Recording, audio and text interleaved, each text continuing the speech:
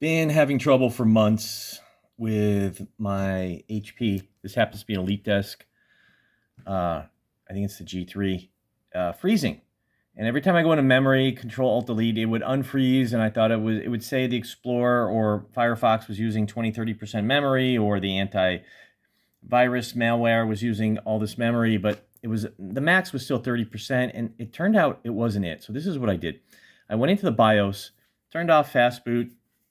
Apparently, if you have an SSD, solid state drive, you don't need fast boot. And turned off all the other ones, don't apply. I should probably keep that one on, doesn't matter.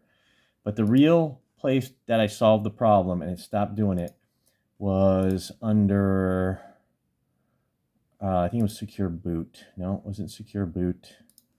It was, maybe it was security. Yeah, it was this physical presence interface. Turned that off and all my freezing problems went away. I have UEFI as the bootloader. I guess that's the correct term. Instead of the legacy method. So maybe because of UEFI, I don't know, because this was probably when this computer was made, it wasn't expecting UEFI or all those updates. But when I turned off this physical presence interface, especially because I had installed a graphics card, and I think that's what's happening because when I don't have a graphics card, I'm not having as many issues with it freezing.